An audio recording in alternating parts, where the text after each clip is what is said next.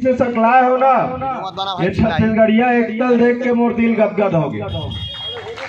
ऐसने एक हो के जरूरत है छत्तीसगढ़िया मन ला।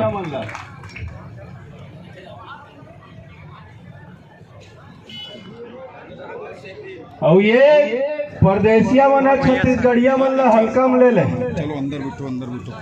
अब ये मन ला पता चली दाल आटा भाव हा कि का होते छत्तीसगढ़िया और का होते छत्तीसगढ़िया क्रांति सेना।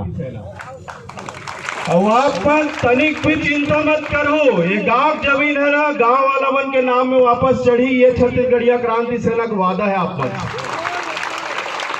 और क्रांति सेना ऐसे हवा में हाथ पैर नहीं मारा है, सबो कानूनी दाव पेच ला देख के ही आगे निर्णय लेते।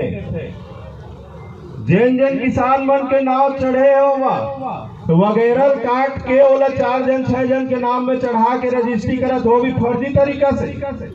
किसान मन ऊपर दबाव डाल के, पुलिस प्रशासन के दबाव डाल के, लेकिन ये दादागिरी अब नहीं चला है। दादा यहाँ आगे छत्तीसगढ़िया क्रांति सेना, हम नोहन दादा छत्तीसगढ़िया क्रांति सेना यहाँ दादा, तुमन यहाँ दादा। और ये महतारी मन के आशीर्वाद से और हमारे बड़े बुजुर्ग मन के आशीर्वाद से का होते का ना देख।